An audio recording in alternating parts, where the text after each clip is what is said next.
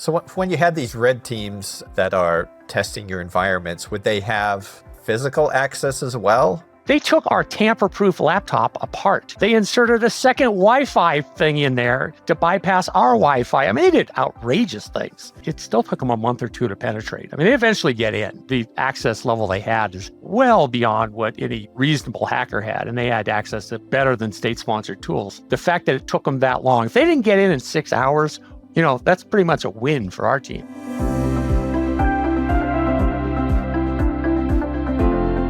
Glenn Kendall here. Welcome to another episode of Data and Confused. Today I'm going to be speaking with Walter Boyd, and I invited Walter because he has this amazing cybersecurity background that specifically was with Microsoft. So back in the day, he was like the Active Directory guy. He helped design and create a lot of the foundational aspects of Active Directory, and then went on to implement that for several federal government agencies and probably military branches as well. So he has a really interesting and deep background when it comes to Microsoft specific technologies. So in this particular episode, we're going to be diving into artificial intelligence and looking at this revolution that is taking place right now. So growing up as a Star Wars kid, I've always been a fan of the way that George Lucas does things, which is you just jump right into the action. Okay, there might be some, you get a little bit of context with the rolling script ahead of time, but there's no big explanation about things. It's just, we're in the battle and here we go. So, well, you got that scrolling screen, galaxy far, far away. Yeah, that's it. So I remember real clearly the day that was released. Me as well. Spokane, Washington. I was 9 years old. Yeah, I think I was 17. I remember it was released out with Annie Hall at the same time, and nobody was going to see Annie Hall, even though it won an Academy Award, and just lines down the street with Star Wars folks. Exactly. Which all look like young nerdy guys. Hey, everybody loved Star Wars back in the day. It's just the nerdy guy stuck with it the longest. So I saw a meme yesterday. I was like, face it, at least once in your life, you've tried to use the Force to, move something. Exactly. Yep. It's kind of funny from a cybersecurity perspective, in the Star Wars universe, there's definitely hacking that takes place, but it's a more physical kind of thing. It's like, all right, we're going to hack the system, but first R2-D2 needs to plug in. Like there's no people doing it. Or they cobble some things together, take it apart. All right, I'm going to throw this out, put these other two things in. All right, now I've hacked it. Now I'll plug it in and here we go. So. Yeah, I've never really thought of R2-D2 as the ultimate hacker, but it really is. That's his role or its role. It's Kenny Baker at the end of the day. So yeah. So Walter, I think of you as Mr. Active Directory. Is that an accurate assessment? More or less. Yeah. I mean, I did a lot of AD for Microsoft. Okay. Consulted with some pretty large entities where I was with Microsoft Consulting. Created the certification program around AD for AD Master. That's something then. I've done my share of AD. And that certification, I guess those have gone by the wayside now, right? Because it's all Azure certifications now. A lot of those, that used to be the thing. You would get all the Microsoft certifications. That was like the gold standard. Are you a professional in the IT industry? Yeah. Well, I mean, there was a period, particularly in the late 90s when, certification was great. I mean, I will say, certification bought me my first Porsche. It was a great time to be there. And then, the internet kind of destroyed it because, for $35 and a Visa card, you can download every single test out there. While there are ways to get around it, they're expensive and they pretty much take the profitability out of it for the certifying entity. And nobody, absolutely nobody, is willing to invest enough to stay ahead of that for a high volume cert. Sure. Yeah. And I don't know how you do it now with AI. I mean, I don't, maybe I did one Microsoft cert, but I did CISSP back in the day, which is over 20 years ago now. And at the time, it was still like, it wasn't online. You would go to a location and take a physical test like you were taking the SAT back in the day and fill out all the little circles and stuff. But now I know they've since moved to an online setup, and other than, people just saying, "Hey, I'm trustworthy. I'm going to just go in using my wits and nothing else." With AI, I don't know how you protect against that kind of stuff. Well, and it really varies worldwide. I mean, after I did the certification program, I kind of ran IT Pro for a while, where I had direct responsibility to track testing results. And there's some statistical things. We had a really good psychometrician who gave me all the tools, and we could track it country by country. You could look at it straight up, and it's pretty easy to see which cultures don't cheat at all ever, Right. like Japan, Okay. and which countries do all the time. I Right. won't name them, but Right. but Not yeah, Japan. I mean, Yeah. well, Right. they were great. Yeah. That's just their culture. Just like, no, they study Yeah. it. And then there's others where it's like, no, that's downloading test answers is a valid form of studying.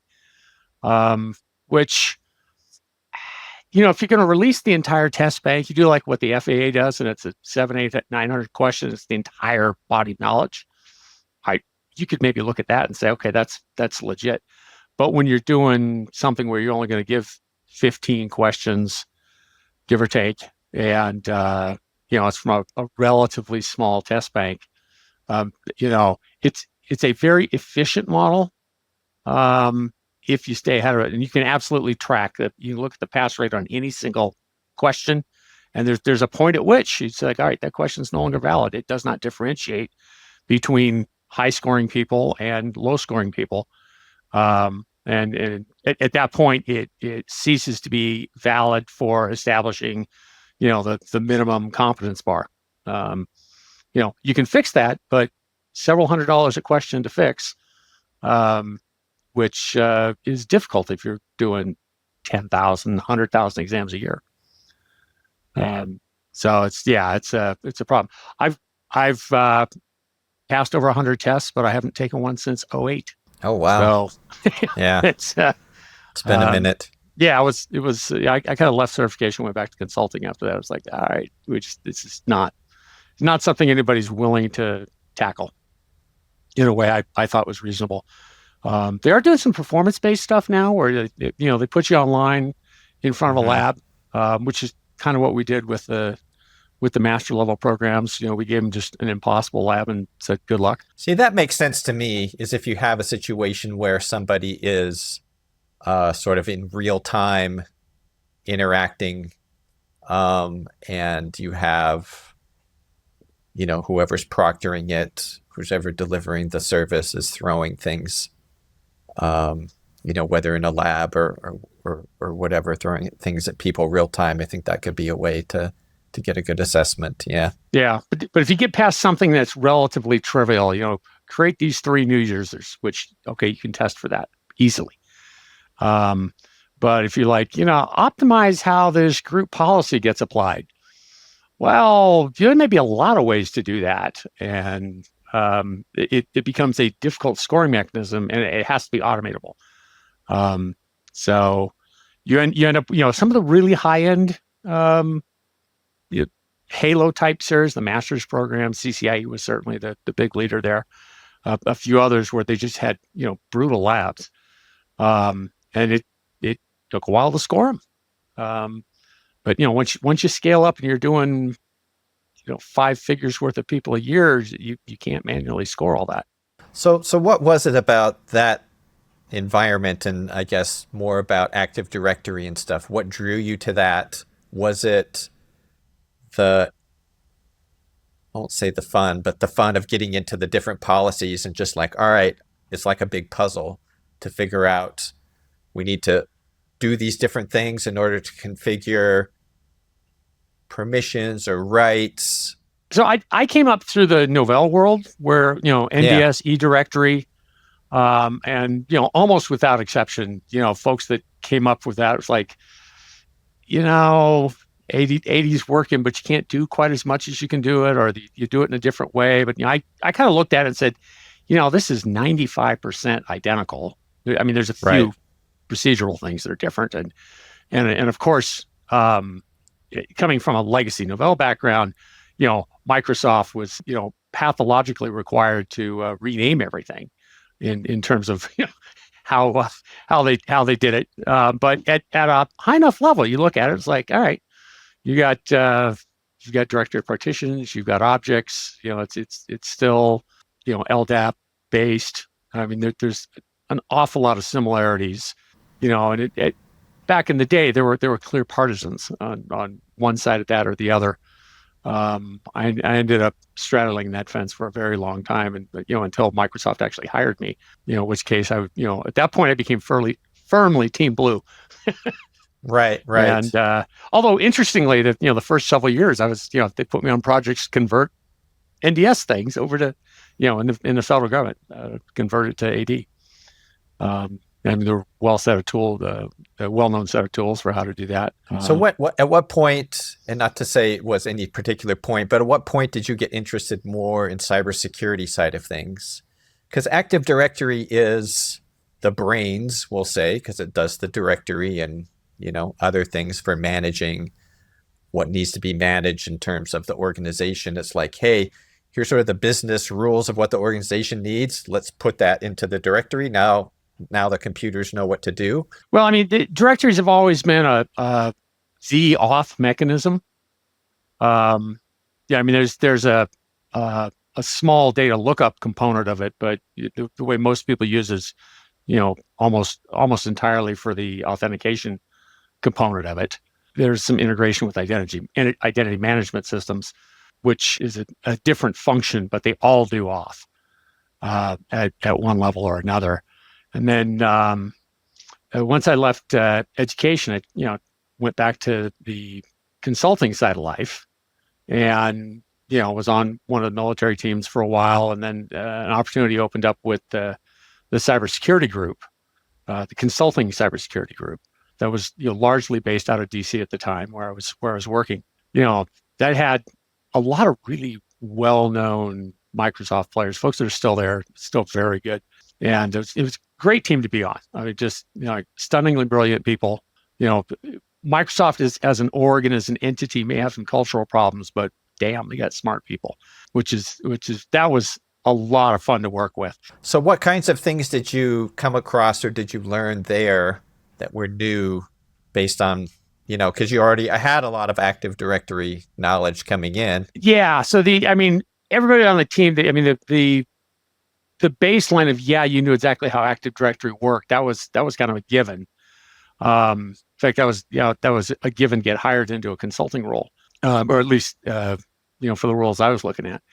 And that particular team had a very strong focus on a particular exceptionally secure implementation strategy of a completely isolated Active Directory environment, the tier 0 environment, as it's come to be called.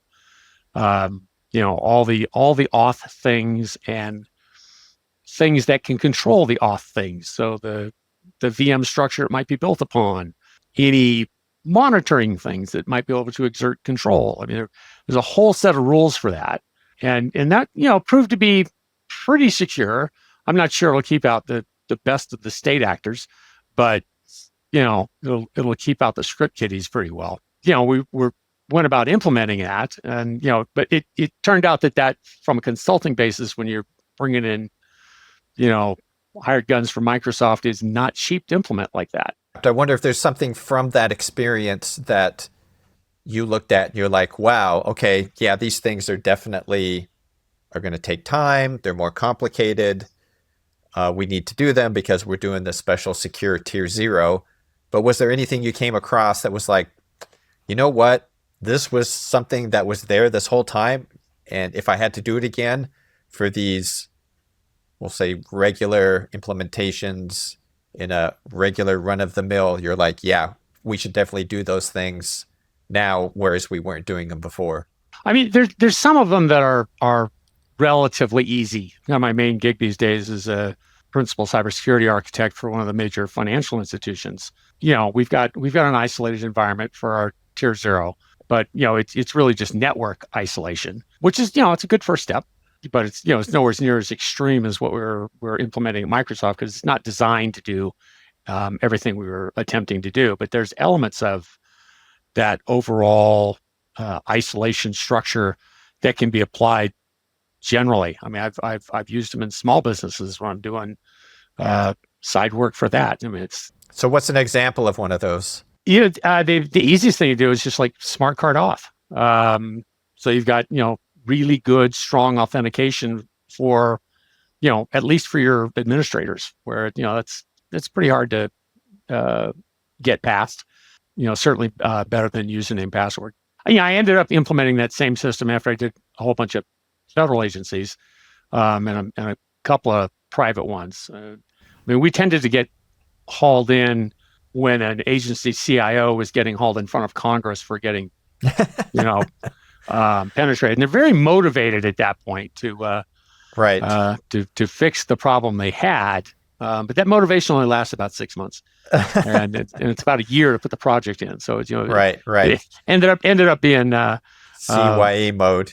Yeah. But I ended up on the team at Microsoft that was doing it internally for Microsoft, because it turns out that they are really highly targeted. And they've analyzed it, and there's a whole bunch of things that, if Microsoft were to lose control of, that would be considered exceptionally bad. How about Windows Update? Maybe the PKI infrastructure that, kind of runs a big chunk of the planet. I mean, those are things that would be really catastrophic. Probably not great. Control of Azure these days, that would be bad. So yes, I mean, we use the same principles, and then did some extreme things with what internally we call the SAW, Secure Admin Workstation, which when I was there were, I think, 20,000 of them. Turns out a lot of people at Microsoft have admin to something. But a year or two later, it was up to like 40,000. There's a lot of people. And, the board came out and said, look, if you got admin access, you're going to do it securely, and you're going to use this system to do it. Something like that, like smart card, that makes sense. And I see how that's kind of evolved down through the years. But it seems to me, from an outsider looking in, that Microsoft kind of hasn't kept up with that first principle. I mean, nowadays I have this, the YubiKey. Yeah, so but fundamentally, that's still a certificate on a piece of hardware. Right, but in order to implement this, like Microsoft doesn't natively support this in Active Directory, at least. I can get some additional software that I can put in there to do that. It seems like they don't make it easy. Is that a fair statement? It's like I think it's fair to say that there's a whole heck of a lot of way to do things. Yeah. And they're not going to do them all. I mean, Microsoft has always had a very partner-centric strategy. YubiKey is certainly a huge player. I mean, the company I ended up with was a major telecom after I left Microsoft. Yeah, we were very YubiKey based. Also, the only entity that managed to my knowledge, fully deploy well, at least as well as we did at Microsoft, the secure environment. And they, did it all on their own. But they had a brilliant guy that figured it out, got it implemented, and then I ended up running that through the COVID years. So, what are some of the elements then of a secure workstation in a secure environment like you're describing? So, two-factor, or the second factor being a hardware component for authentication. Or in the case of the YubiKey, is the hardware component, and you're touching it. That's like, it really is. It is still you. Well, some of them have. That would be like there's a bio. Mine doesn't. Mine's just you can touch it, so anybody could touch it. But if they have physical possession of this, it's not actual hardcore bio.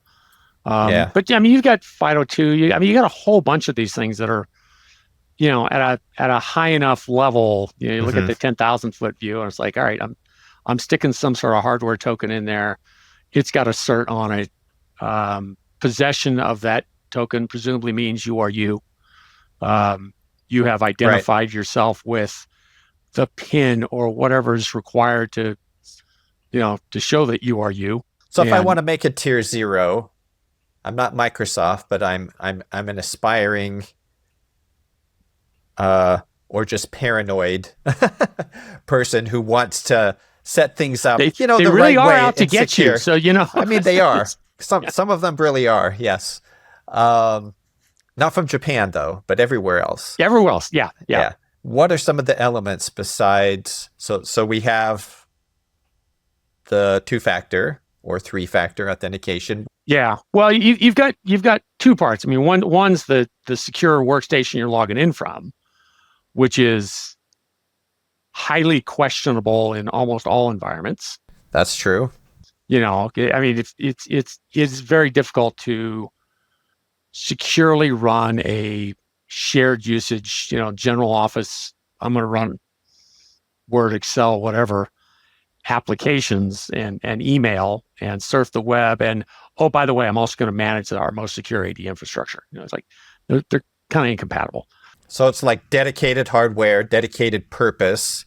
This workstation, laptop thing, it serves a single purpose. Yeah. Yeah. I mean, that's the easiest way to do it. I mean, technically you can do it with a, host, use the laptop as a VM host and run it from there. But that becomes a lot more complex install. And unless you're pretty good size, the learning investment of how to do that properly, you need to be probably a couple thousand, 1,000 people, at least in my mind, before it's worth it. It's just too easy to buy a laptop for $1,000. That would be perfectly adequate as a secure workstation. Again, it may not withstand a state actor. I mean, the sorts of things that the Microsoft Red team did to our team to validate what we were doing were like, all right, that's just unreasonable. They have access to all the unpatched stuff. So by definition, they knew things that as Team Blue, we didn't know about. They're, of course, prioritizing by risk how fast they need to patch things. And, you might have something that's known really problematic, but if there's only 2 people in the world that can do it, it's probably not as big a deal as, AI-driven malware, which, could be millions. And I've spent a lot of time in that recently, and that's pretty scary. That's just an escalating arms race on the AI defensively, AI offensively, but the things they can do offensively are impressive. So when you had these red teams that are testing your environments, would they have physical access as well? They took our tamper-proof laptop apart. They inserted a second Wi-Fi thing in there to bypass our Wi-Fi. I mean, they did outrageous things, and I mean, it still took them a month or 2 to penetrate. I mean, they eventually get in, but, the access level they had is well beyond what any, reasonable hacker had. And they had access to, better than state-sponsored tools. So, the fact that it took them that long, if they didn't get in 6 hours, that's pretty much a win for our team. They do the external pen testing, which, they typically don't really get much out of. And then they take a box and we put it on the networks. Okay, now you're on the inside. Now go. So we give them basically a foothold on the network and then see what they can get from there as well. Well, that's not that unreasonable because the odds of being able to get access to a workstation, if you've got, thousands, tens of thousands, hundreds of thousands of users, people are going to click eventually. We had like one of the most experienced and qualified guys on our cybersecurity team, came in one day and was like, it was 2 or 3 a.m. I wasn't thinking real straight. I clicked on this thing and it's like, it came up to everybody eventually clicks. You may think you're all that, but yeah, no, you're going to eventually do something stupid at 3 a.m. Particularly if you're in IT, because, by definition, you're almost always up at 3 a.m. So yeah, it is an unreasonable expectation that any large enough entity is going to be 100% secure if they're internet connected. Do you want email? Do you want to surf the web? Well, okay, that's where all the danger is. Right. Technically you could operate like a bunkered off nuclear silo and okay, you can keep that secure. But, you're also not going to do a heck of a lot with it. Yeah, I mean, so the availability of a hostile actor to get a foothold is kind of a given. And then it's a question of, once they've got that foothold, what can they do with it? And, last I saw, the stats from foothold to complete control were less than 2 days. Because they just keep scanning. I've been involved with several very security focused entities, and they're using the same tools to track stuff down. They'll use Bloodhound. They'll use all the same internal scanners. Right. So Bloodhound is the Spectre Ops tool, right? Yeah, and and it's really good for finding weird pathways in that you don't generally think about. Right. There's packet capture things. Find out what sort of traffic you have that's unencrypted. I mean, you may think you're really good, and at 99% you might be, but that 1% is still going to get you penetrated. It's amazing how much clear text password stuff goes across the network. So just thinking of what are the kind of 80-20 rule things that somebody could do? So if they're trying to secure their network, what are some of the things they can do? Say they're a Windows shop, they have Active Directory, whether it's on-prem or in the cloud or hybrid. A lot of people are hybrid now. What are some of the 80-20 things? What are the 20% of the things that's going to get them 80% of the bang? Well, I mean, the easiest thing is a secure admin workstation. You won't meet the same standard that Microsoft and the hardcore people are going after. But how about just don't install the Office suite and don't allow surfing the internet from your secure workstation? That takes out almost all of your vectors. No business email compromise at that point. Yeah, you can use your compromise machine for that, but don't use your admin machine for that. Yeah. And that's not difficult at a policy level. I mean, you can say it. It's a little more difficult to enforce it and get everybody on board with it. Right. Because not everybody realizes that everybody clicks, and in the IT industry, we all think we're pretty good. I mean, this is the part that's the pet peeve of mine, I guess, is that this buzzword came out a few years ago, and I use it as well. It's zero trust, right? And so what you're describing here of having a secure workstation, these are the kinds of, if it's zero trust, is it really zero trust? And it's a marketing term that says, okay, we're going to do some more authentication. So it's not zero trust. Yeah. It's never going to be everyone's going to get a secure workstation. Zero trust that's never going to happen. So yeah, well, you have to pick your battles.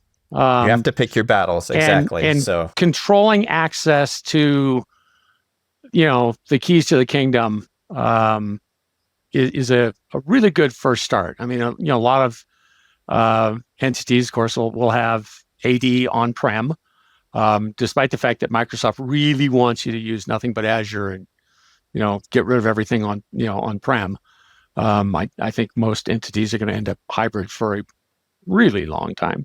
Yeah, I think there's a little pushback now. Some people are, maybe not Active Directory, but there's a reason Microsoft stock is $450. They're making a bundle selling Azure. And there's things you can do with that you can't run it locally as well. You can't scale as quickly. There's a whole lot of advantages they've got. Cost isn't one of them. I guess my question there is, kind of going back to the certification thing. I mean, I look at, especially the issues they had, a couple of years ago, probably happened before that. We just didn't hear about it, where, okay, Russia got in, China got in. They're very good. I mean, those are your top two state actors, and you're going to have a heck of a hard time keeping them out. At least Active Directory before, it's like, okay, here it is. I'm certified. I took the certification. Thank you, Walter, for putting that together. I maybe know some cybersecurity stuff. I've locked it down. I made my own version of my tier 0. It's really a tier 1 or 2 in Walter's world, but whatever.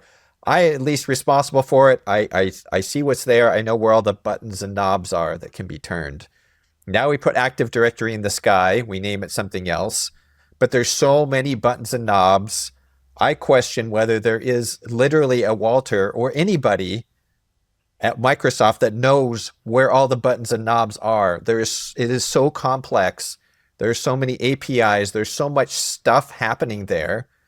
It seems like it's impossible for Microsoft themselves to know. And now it's all, everyone's stuff is together out there. So you have some control, but you don't ultimately have control over that, whether it's the next tier, the next tier. Well, I mean, they absolutely have the ultimate gurus for all of those components.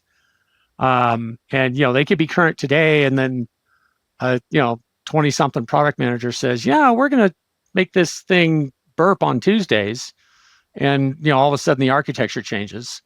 And of course, they're going to rename the product about every 6 months. I'm waiting for them to rename Word into Defender for Text.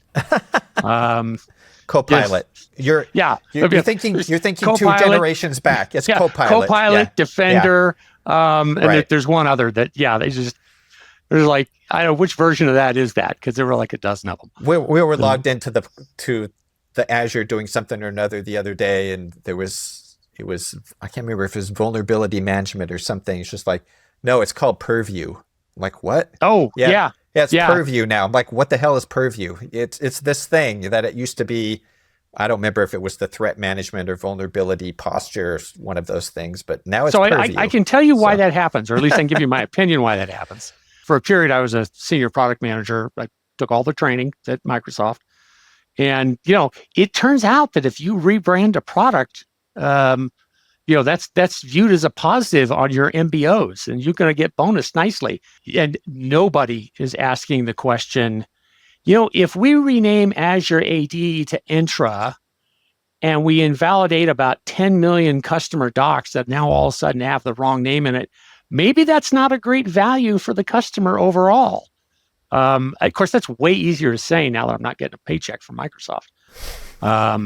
But you know what, Walter? Purview is for closers. So just remember that. No, but I think my point is with the cloud thing, yes, I know Microsoft has smart people looking at things, and they have the Copilot looking at things and whatever, but they're also rolling out features at a breakneck pace. And there's a limit to how fast you can keep up. And I find security isn't always, I'm trying to choose my words carefully here. Security isn't always a priority at Microsoft. So therefore, by the transitive property, one would question whether putting everything into the big Azure cloud is really as good as making your own on-prem stuff. So I would push back a little bit on isn't a priority, but I would say it's not the only priority, because revenue is king. Yeah, I mean, they talk a good talk, and when they get in trouble, just like they get pulled in front of Congress, just like you were talking about earlier, then they have to do stuff, and for 6 months, everyone's talking about it, and then, the CEO comes out and says, oh, your bonuses are going to be tied to if you did something secure or not, but... Yeah, but I mean, they've got very good industry-leading processes around that, but processes isn't everything. Although I've had a lot of managers that thought it was. I think this is the challenge. What I see as being kind of boots on the ground here is that they're pushing everyone to this. The reality is people, hospitals, whoever, still live with some version of hybrid or Active Directory. You have Petya, the not Petya that comes along that absolutely decimates systems. Entire companies, Maersk would have been completely, destroyed were it not for this one Active Directory system that was in Africa that just, through the grace of God, was offline, and they were able to rebuild their Active Directory from that offline system. And now ransomware, which is not always using Active Directory, but maybe there's living off the land things where it's doing passing the hash, or just things that you could maybe control through group policy. I just see the reality is that ransomware and these things, we're still dealing with these decisions of default settings in Microsoft that like can we ever get past the point of these being such a big issue that's happening over and over again? It just seems like we just keep hearing the same.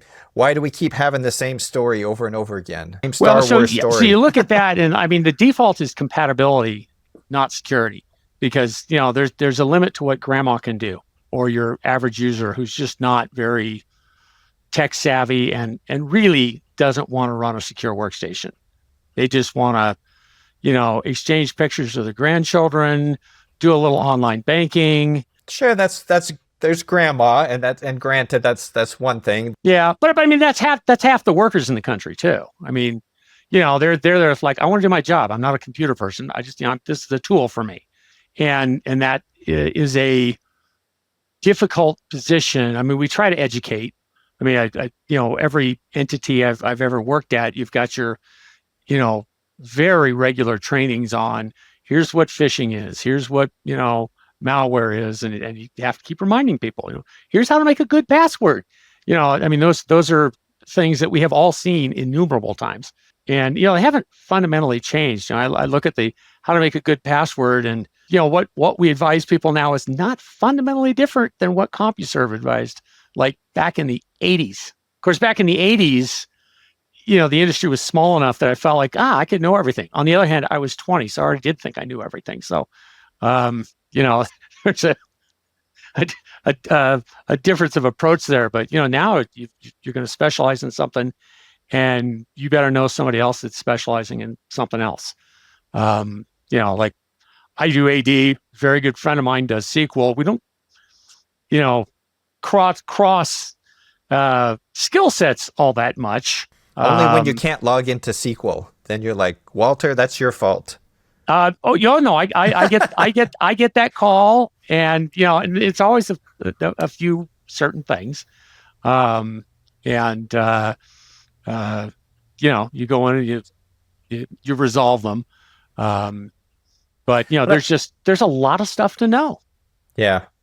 I mean, that's why I'm asking again, like, are there things that you feel with all of your experience that maybe people can do that they should do? When I say people, I'm talking about small to medium-sized businesses, rural hospitals, this kind of thing, the organizations that keep finding themselves in the situation where they're hit with ransomware and getting systems compromised again and again. What are some of the things that they can do? A solid backup and restoration strategy would really help that a lot. And that's been known for a very long time. But you get a lot of people that back up, and how many actually? And the number on that is shockingly low. So if you do get ransomware and they've locked you up, it's like, all right, we're gonna go down for a couple of days. We're going to do a complete restore from however far back you have to go to find the non-ransomware version. I mean, we had a local school here. My son's in high school debate. The largest regional school that does this, and they've got a very good team. They had to run a debate tournament with no Wi-Fi because their Wi-Fi had been compromised and locked up. I don't know how long it took them to fix it, but they discovered it the day before. It certainly wasn't ready. So, and that's common enough. I did do debate back in high school, and we did have debate tournaments without Wi-Fi, so I know it can be done.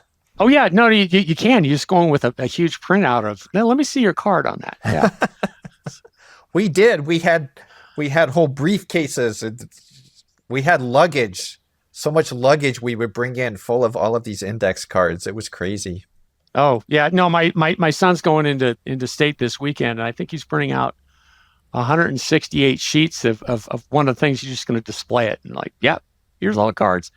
He'll do it because nobody else will, and he'll do it for the shock value, and it works for him. But yeah, there's it's a whole fascinating area to watch. It has nothing to do with, well, actually, I won't say it has nothing to do with this. Their state debate topic last weekend was AI, positive or negative in U.S. education. Great topic, like really good topic. one that can really generate some some good opinions.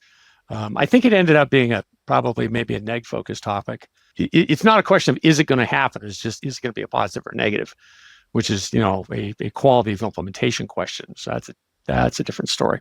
Would some organizations be better off switching platforms entirely and just dumping Windows? Or is Microsoft too embedded now that it's basically the default, and unless you're doing something so specialized that you can just run it on Mac or just run it on Linux? Well, I mean, if I go back to my legacy Novell days, they got pretty heavy into Linux. And I've still got a couple of really good friends like, no, this year is going to be the year of Linux. Like, dude, it's never going to be a workstation. Grandma is never going to run this. Now, but that's an OS that starts out with nothing enabled. So, that's the alternative. Instead of extreme compatibility, it's like, all right, we do nothing, and then let's just add back whatever packages we might need. Well, it turns out you got to have some pretty decent skills to decide what you do and do not need there. That plus, none of the productivity apps to speak of exist there. So yeah, I don't really see a pathway where that realistically goes away. I mean, the Linux fans would take great offense at that. I'm like, all right, well, I got over 20 years of history. I'll push those chips to the center, and good luck with that argument. I got a Linux workstation over here, which I'm playing with AI on. I'm currently on a Mac. Because that's where all the tools are for that. Exactly. Currently have a Mac, which actually has some great AI stuff on it as well. And it's got the, all-in-one memory thing. So that works. I can use my graphic memory for playing with AI. And then for our hosting stuff, it's all Windows. So I get a little bit of everything. Yeah. Well, and that's not that different from any entity at medium and up. There's always some sort of blend, and on the server side, you may get a heck of a lot of Linux, and for good reason. But that's very different than the visible part that people are logging into every day. Yeah. When CrowdStrike hit last summer, the internet did not go down, except for Delta. But the internet did not go down. Yeah. Well, but that's a really good example of what happens when a security tool gets weaponized. And that's not the only time that's happened. There was I'm drawing a blank on the name of the company, but a couple of years before it. And it was the same guy. It was the CEO of CrowdStrike. It was the same guy. He was at that whoever company. It was. Yeah, I can't remember the name. I'll look it up in my notes, but it was almost exactly the same thing that happened. And there was some fallout after that. And I think you're going to have a very carefully constructed LinkedIn profile after that. He was the CTO. No, it's not hidden. His name is George Kurtz, right? So go look up George Kurtz from CrowdStrike. And the company, I think he left within a short period of time, months after this happened. And I think they ended up selling to Intel, whatever the company was.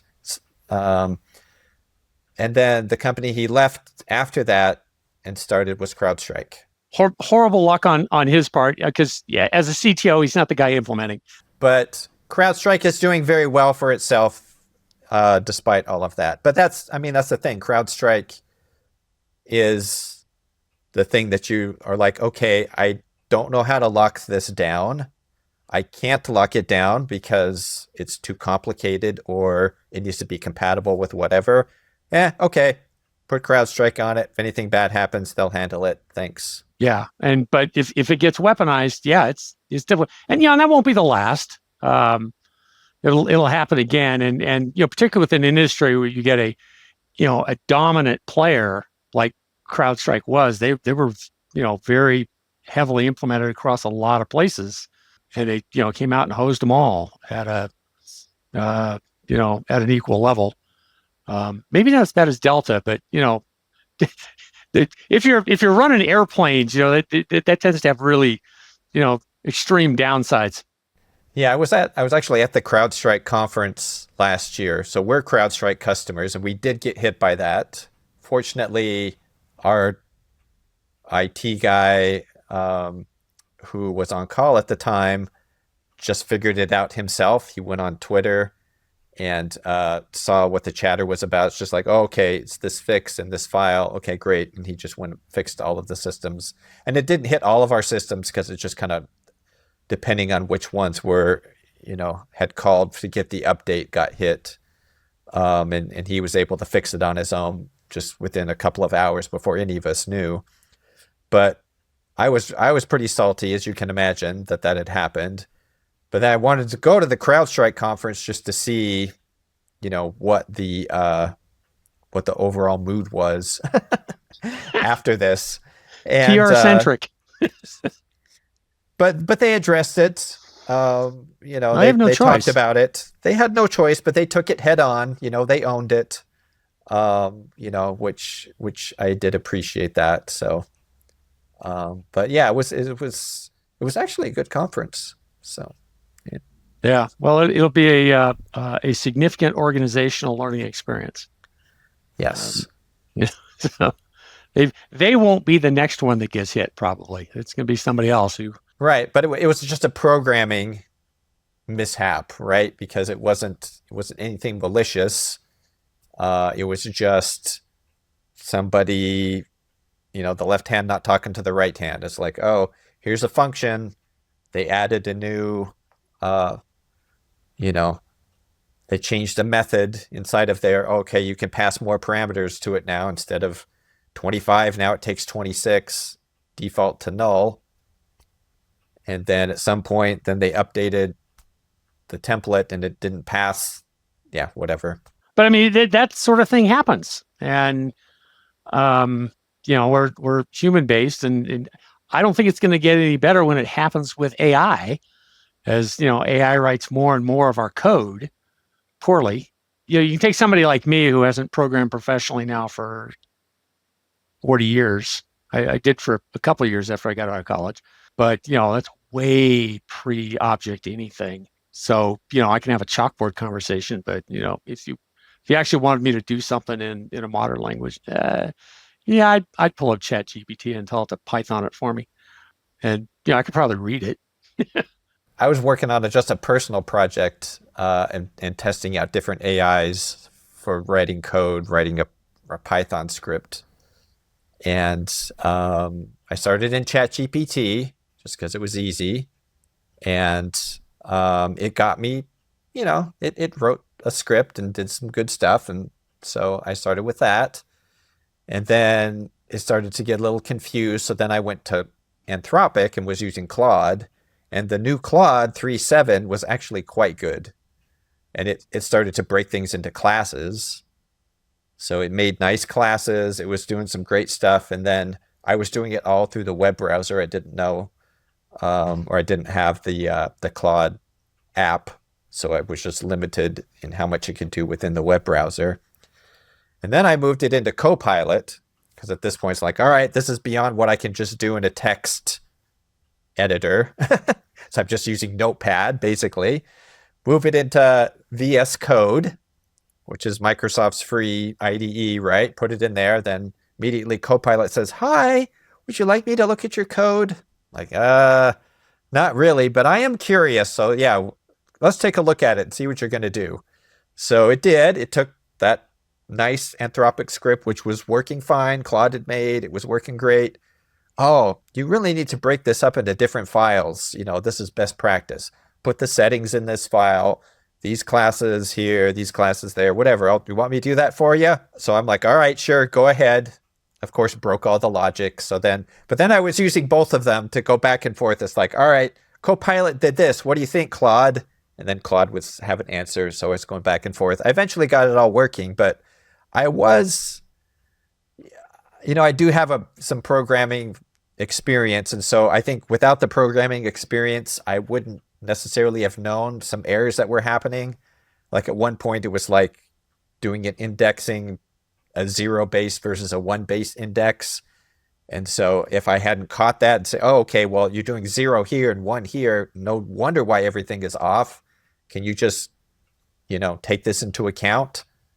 Tries to do it. Nope. But then ask it nicely over and over again. Okay, give it to the other one, have it try it. But eventually we got there. So I was impressed. I think this project probably would have taken me a week or two, and instead it took me a couple of half days. So I was going to ask, did it net save you time? It did. And did you end up with acceptable code? It was. I was happy with it.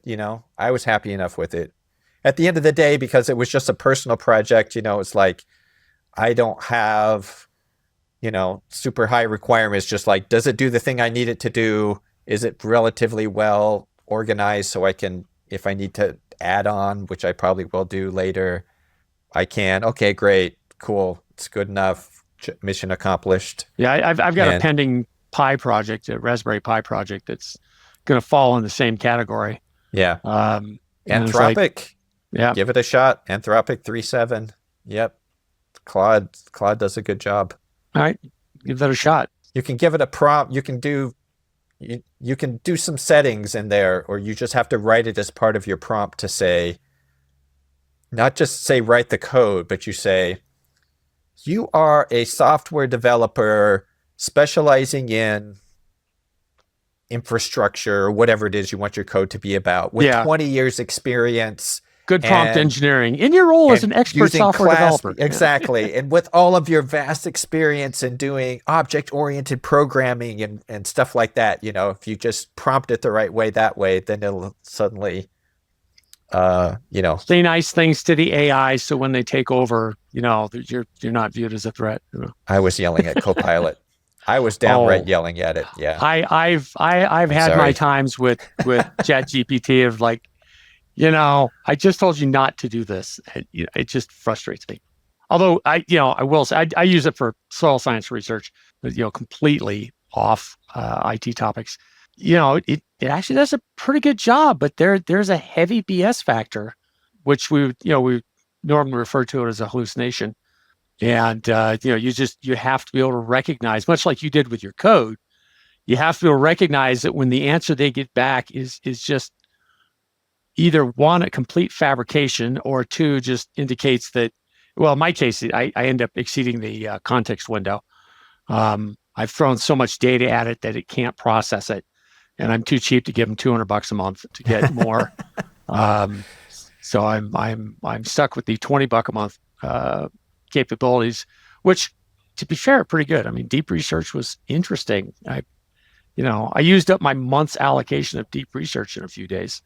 Let's see, what is it? It's the 19th day. So yeah, I get to play again with deep research on the 28th. As it popped up, no warning. Yep, you're done for the month. See you on the 28th. Or if you want it enough, then you sign up for a second account, and then now you're paying $40 a month. Then you can kind of game it that way a little bit. If they had something intermediate, I wouldn't mind the 40 if it greatly extended. I don't need the 200. Plus, I have a hell of a time, getting that past the wife. Hey, but you wouldn't mind if I spent $200 a month on AI. Should be like, no, Walter, sell your Porsche first. That topic has come up. So, yeah. No, I think it's definitely the future. I mean, whether it can code, just like by itself, or, but it's definitely the future in terms of augmenting things. I think it is interesting though, because Copilot was very big on, let's add some debug statements. Let's add some more unit tests. It didn't want to troubleshoot its own logic. It resisted that.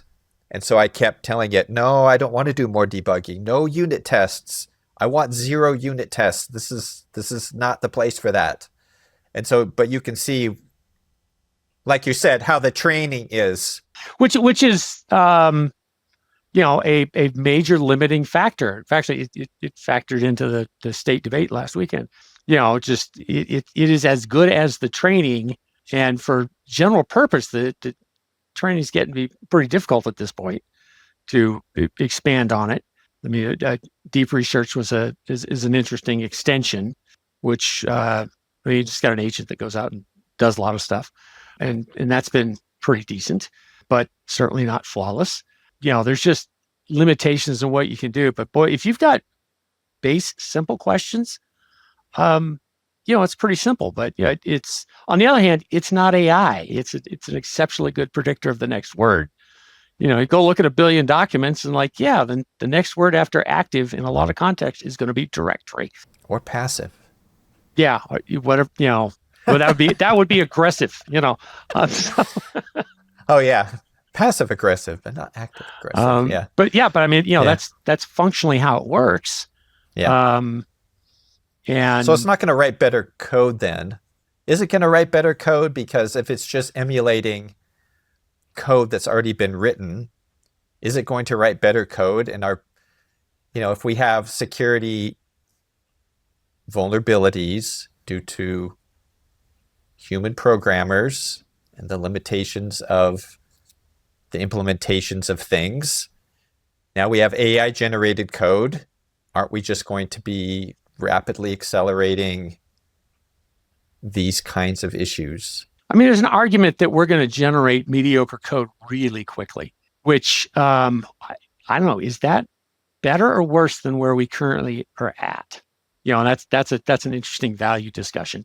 Speed wins. Economy wins. If it can be done cheaper and faster, then that's what's going to happen. Yeah, but we're talking security, and security is not the number one priority in a lot of this stuff. At some point, they'll all right, analyze this for security vulnerabilities, and it'll look at the top 20 things, and you've got unbounded input coming in here. You've got whatever. There's a bunch of those, and much like just following grammar rules, which you can throw a block of text at a large language model and say, clean this up, and it'll be really good grammatically.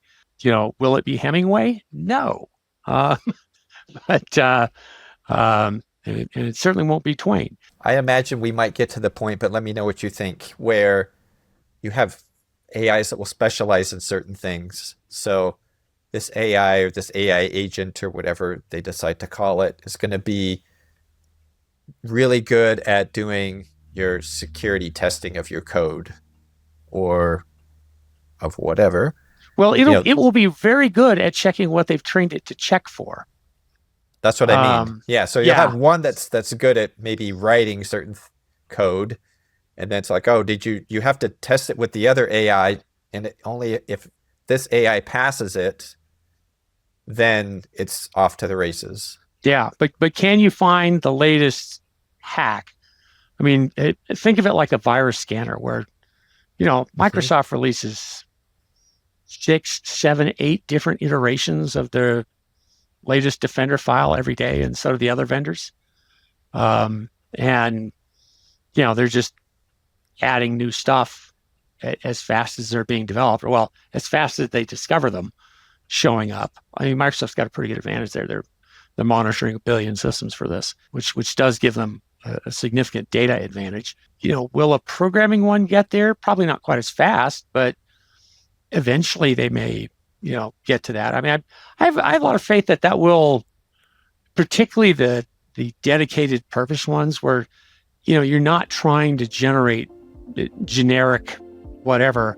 You want it to check my grammar, period. You want it to, check all the syntax. Well, all right, that's already done by your IDE. All right. Thank you so much for tuning in to Data and Confused. I really appreciate you listening. Please go ahead and subscribe as I get this podcast off the ground. I have a lot of amazing guests planned, industry experts and thought leaders from the tech and cybersecurity world. So look forward to seeing you in future episodes. Thank you.